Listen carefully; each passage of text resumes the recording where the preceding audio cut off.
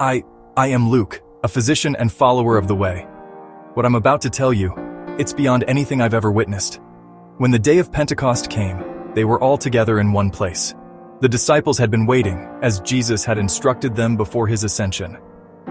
There was an air of anticipation, mixed with uncertainty about what was to come. Suddenly, a sound like the blowing of a violent wind came from heaven and filled the whole house where they were sitting.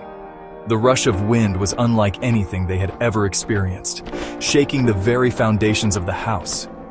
They saw what seemed to be tongues of fire that separated and came to rest on each of them. These flames danced and flickered, yet did not burn.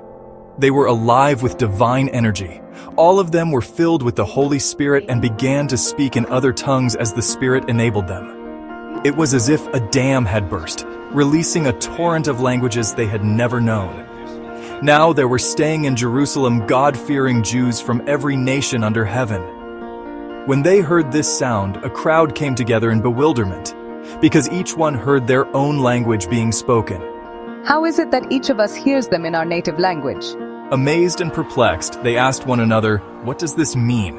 Some, however, made fun of them and said, "They have had too much wine." Fellow Jews and all of you who live in Jerusalem, let me explain this to you. Listen carefully to what I say. These people are not drunk as you suppose. It's only 9 in the morning. No, this is what was spoken by the prophet Joel. God says, "I will pour out my spirit on all people."